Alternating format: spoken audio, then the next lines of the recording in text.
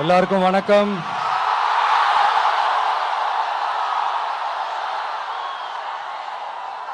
எல்லாரும் எப்படி இருக்கீங்க?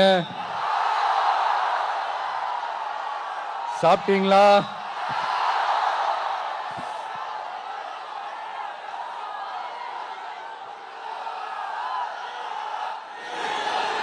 அண்ணா அவர்களுக்கு ஒரு வணக்கம், பெரியார் அவர்களுக்கு ஒரு வணக்கம்.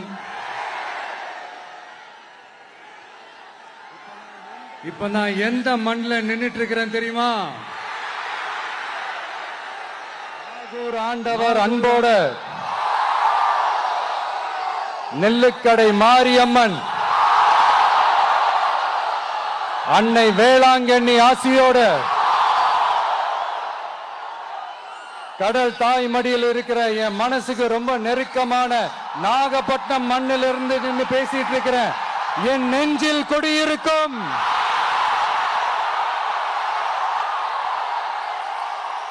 உங்கள் அனைவருக்கும் என்னைக்குமே ஒரு மீனவ நண்பனா இருக்கிற இந்த விஜயோட அன்பு வணக்கங்கள். இந்த கப்பல் இருந்து வந்து இறங்குற இந்த பொருட்களை எல்லாம் விற்கிறதுக்காக அந்த காலத்துல அந்தி கடையெல்லாம் நாகப்பட்டினத்தில் இருக்கும்னு கேள்விப்பட்டிருக்கிறேன். மீன் பிடிக்கிற தொழில், மற்ற தொழில்கள், இந்த விவசாயம், எந்த பக்கம் திரும்பினாலும் எப்படி பார்த்தாலும் உழைக்கிற மக்கள் இருக்கிற ஊர் தான் நம்ம நாகப்பட்டினம் ஊர். மத வேறுபாடே இல்லாத, அனைவருக்கும் பிடித்து போன, மத சார்பின்மைக்கு எடுத்துக்காட்டாக வாழ்ற உங்கள் அனைவருக்கும் மீண்டும் என்னுடைய சிரம் தாழ்ந்த ஸ்பெஷல் வணக்கங்கள். இந்த தமிழ்நாட்டில் இந்த மீன் ஏற்றுமதியில் 2வது இடத்துல இருக்கிறது நம்ம நாகப்பட்டினம் ஹார்பர் தான். ஆனா அங்க நவீன வசதிகளோட இந்த மீன் பதப்படுத்துற இந்த மாடர்ன் தொழிற்சாலைகள்லாம் இல்ல. அது மட்டும் இல்ல, இந்த அடிப்படை வசதிகள் கொண்ட இந்த வீடுகள்லாம் இல்லாம ரொம்ப அதிகமா இந்த குடிசை பகுதிகள் இருக்கிற ஊரும் நம்ம நாகப்பட்டினம் ஊரு தான்.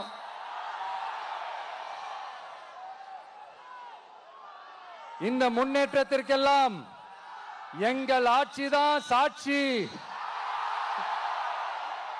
அப்படி இப்படின்ட்டு இந்த அடுக்குமொழியில பேசி பேசி அது நம்ம கேட்டு கேட்டு காதுல இருந்து ரத்தம் வந்ததான் மிச்சம். இவங்க ஆண்டது பத்தாதா?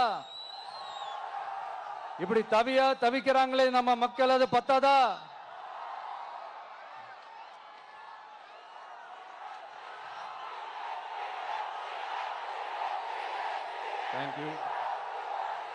தேங்க்யூ.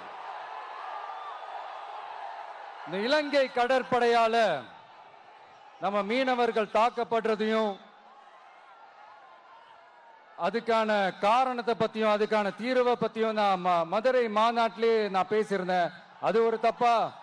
மீனவர்களுக்காக குரல் கொடுக்கறதும் அவங்களோட நிக்கிறதும் நம்மளுடைய கடமை, நம்மளுடைய உரிமை. நான் என்ன இன்னைக்கு நேத்தாங்க அவங்களுக்காக குரல் கொடுக்கிறேன். இதே நாகப்பட்டினத்துல 14 வருஷத்துக்கு முன்னாடி 2011 February 22 இதே நம்ம மீனவர்கள் தாக்கப்பட்டதை கண்டிச்சு ஒரு பொதுக்கூட்டம் ஒண்ணு நடத்தணும் இல்லையா? இந்த விஜய் களத்துக்கு வர்றது ஒண்ணு புதுசு இல்ல கண்ணா. எப்போ வந்தாச்சு. என்ன ஒண்ணு, முன்னாடிலாம் விஜய் மக்கள் இயக்கம் என்ற அந்த இயக்கமா வந்து நிற்போம். இப்ப தமிழக வெற்றி கழகம் என்ற அந்த ஒரு அரசியல் இயக்கமா வந்து நிக்கிறோம். அவ்வளவுதான் வித்தியாசம். அன்னைக்கும் சரி, இன்னைக்கும் சரி, இனிமேலும் சரி, மக்களுக்காக மக்களோட நிக்கிறது தான். இது புரிய வேண்டியவங்களுக்கு புரிஞ்சா சரி.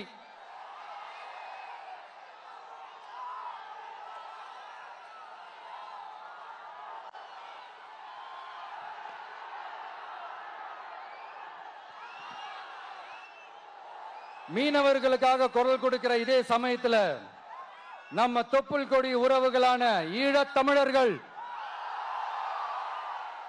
அவங்க இலங்கையில் இருந்தாலும் உலகத்துல எந்த மூலையில இருந்தாலும்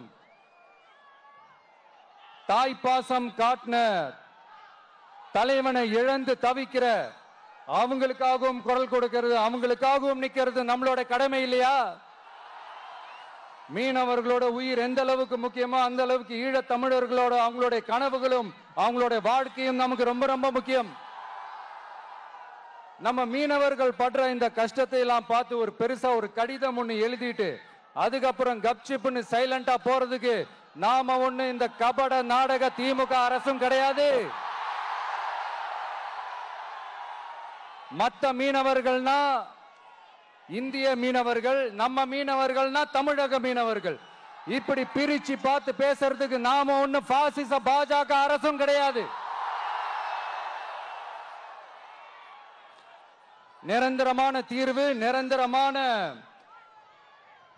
ஒரு இந்த ப்ராப்ளத்தை சால்வ் பண்றதுதான் நம்மளுடைய ஒரு முக்கியமான ஒரு அஜெண்டாவே. சரி, இப்ப நம்ம நாகப்பட்டினம் ஏரியாவுக்கு வருவோம்.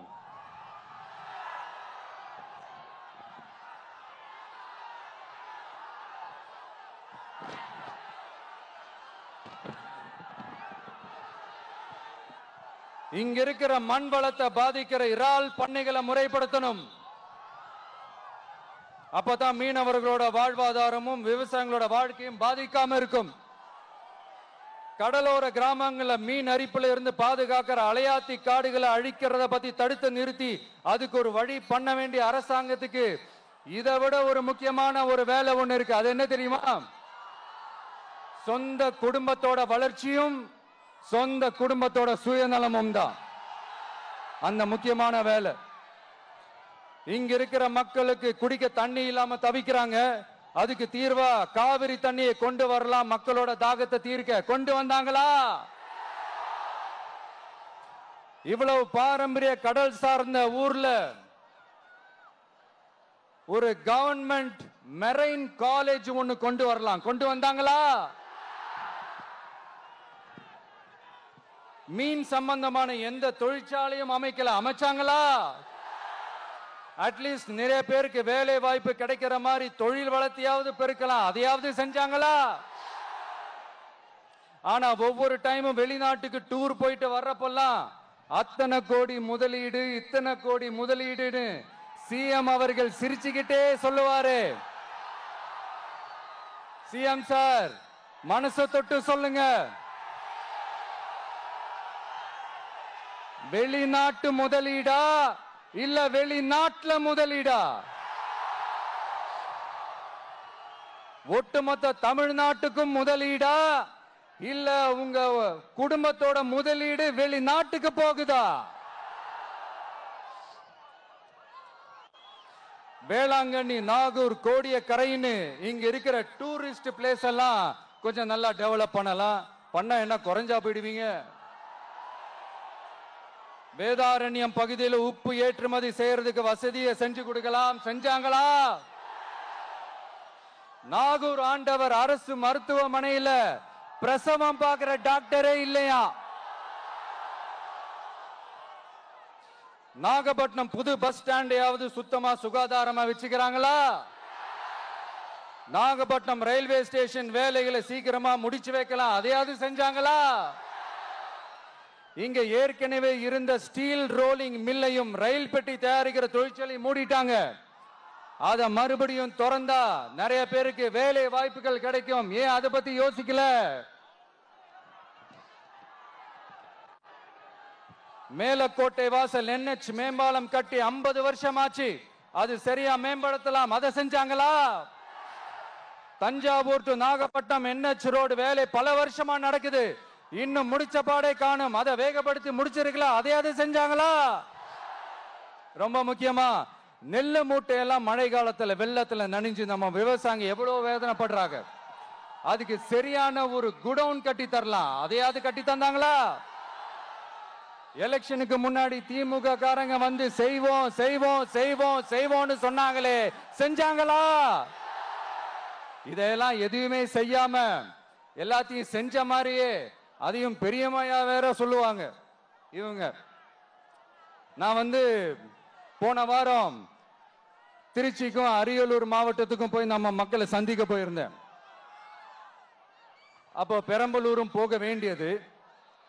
அங்க சில ரூல்ஸ் அண்ட் ரெகுலேஷன்ஸ், ஒரு கட்டத்துக்கு அப்புறம் இந்த பஸ்ஸே மூவ் ஆகல. அதுக்கப்புறம் அதை தாண்டி ஒரு டைமுக்கு மேல பேசுறது, சரி அதெல்லாம் விடுங்க. இந்த நேரத்தில் பெரம்பலூர் பகுதி மக்களுக்கு நான் மன்னிப்பு கேட்டுக்கிறேன். சீக்கிரமாவே உங்களை தேடி நான் வருவேன் ஃபார் ஷுர்.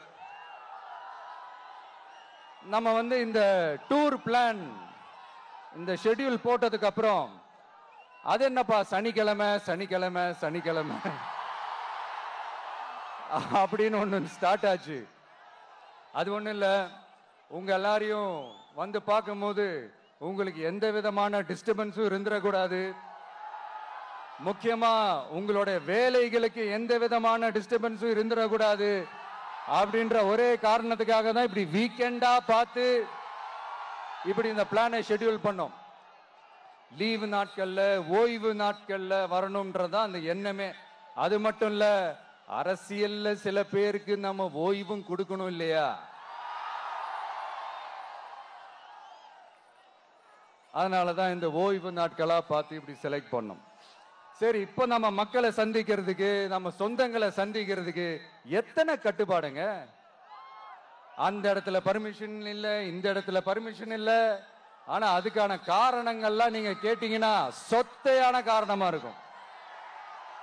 அங்க பேசக்கூடாது, இங்க பேசக்கூடாது, 5 நிமிஷம் தான் பேசணும், 10 நிமிஷம் தான் பேசணும். நான் பேசுறதே 3 நிமிஷம் தான். அதுலயும் அது பேசக்கூடாது, இதை பேசக்கூடாதுன்னு சொன்னா அப்புறம் நான் எதை தான் பேசுறது? அரியலூர்ல போனப்போ நான் கரெக்டா அந்த ஊருக்கு போறதுக்கு முன்னாடி அந்த ஏரியாலேயே அந்த பவர் கட்டு. அப்புறம் நான் திருச்சிக்கு போய் நான் பேச ஆரம்பிச்சதுக்கு அப்புறம் அந்த ஸ்பீக்கருக்கு போற அந்த வயரு கட்டு. இல்ல, நான் தெரியாம தான் கேட்கிறேன் சிஎம் சார். ஃபார் எக்ஸாம்பிள், இப்ப ஒரு ஆர்எஸ்எஸ் தலைவர் இங்க வராருன்னு வச்சுக்கோங்க, இல்ல நம்ம பிரதமர் மோடிஜி அவர்களோ இல்ல உள்துறை அமைச்சரோ இங்க வராருன்னு வச்சுக்கோங்க. இந்த மாதிரி கண்டிஷன்ஸ் எல்லாம் போடுவீங்க, இந்த மாதிரி பவர் கட் பண்ணுவீங்க, இந்த மாதிரி வயர் கட் பண்ணுவீங்க. கொஞ்சம் கட் பண்ணி தான் பாருங்களேன். முடியாதுல, பேஸ்மெண்ட் அதிரும்ல. நீங்க தான் மறைமுக உறவுக்காரர்களாச்சே.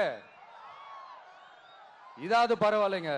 இதை தாண்டி ஒரு ரூல் ஒண்ணு போட்டாங்க, பஸ்ஸுக்குள்ளேயே இருக்கணுமா, பஸ்ஸை விட்டு வெளியில வரக்கூடாதான், கையை இவ்வளவுதான் தூக்கணுமா, இப்படியே வரணுமா, மக்களை பார்த்து சிரிக்காத, மக்களை பார்த்து கையசைக்காத, இப்படியெல்லாம். ஐயோ ஐயோ, நானும் என்னவோ ஏதோ நினைச்சேங்க. செம்ம காமெடியா இருக்குங்க. I'm just enjoying like anything. நேரடியாவே கேட்கிறேன், சிஎம் சார் மிரட்டி பாக்குறீங்களா? அதுக்கு இந்த விஜய் ஆள் இல்ல சார், அதுக்கு நாம ஆள் இல்ல சார். என்ன செஞ்சிருவீங்க? மேக்சிமம் கொள்கைய சும்மா பேருக்கு மட்டும் வச்சுக்கிட்டு குடும்பத்தை வச்சு கொள்ளையடிக்கிற உங்களுக்கே இவ்வளவு இருந்தா, சொந்தமா உழைச்சி சம்பாதிச்ச எனக்கு எவ்வளவு இருக்கும்?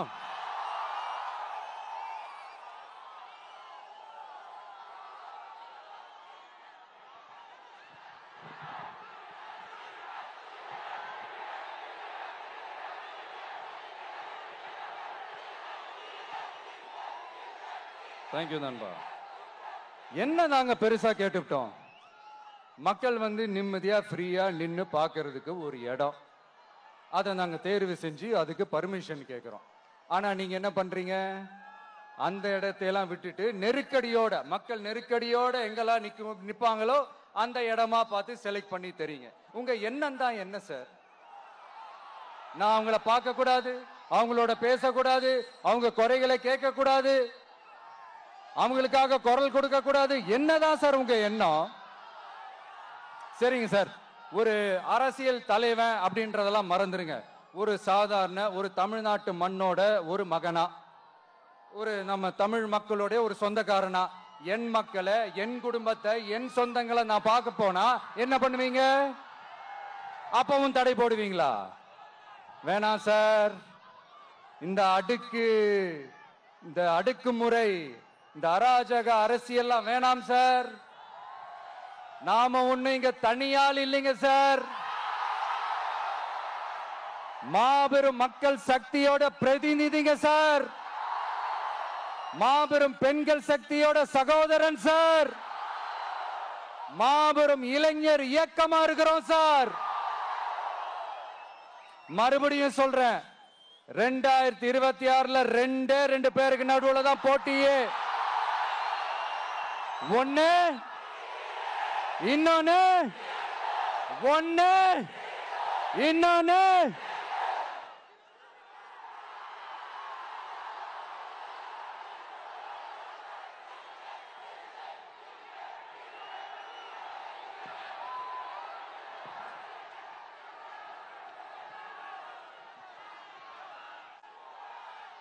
இந்த பூச்சாண்டி வேலையெல்லாம் காட்டுறதை விட்டுட்டு தில்லா கெத்தா நேர்மையா எலெக்ஷனை சந்திக்க வாங்க சார். பார்த்துடலாம் சார். கொள்கையை பேருக்கு மட்டும் வச்சுக்கிட்டு குடும்பத்தை வச்சு தமிழ்நாட்டை கொள்ளையடிக்கிற நீங்களா, இல்ல தமிழ்நாட்டில் இருக்கிற ஒவ்வொரு வீட்டுக்குள்ளேயும் ஒருத்தனா இருக்கிற நானா, இந்த விஜயா? பார்த்துடலாம் சார்.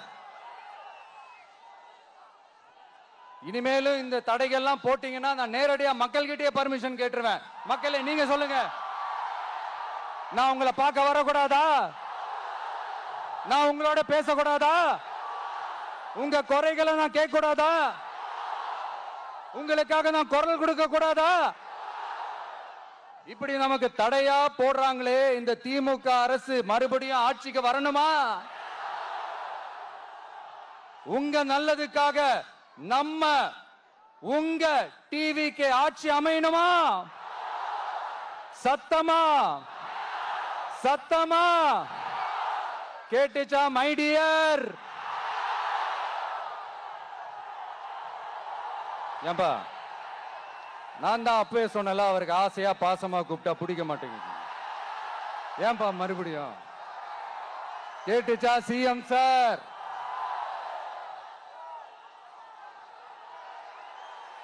இந்த போர் முழக்கம் உங்களை ஒரு நிமிஷம் கூட தூங்க விடாது, துரத்திக்கிட்டே வரும்.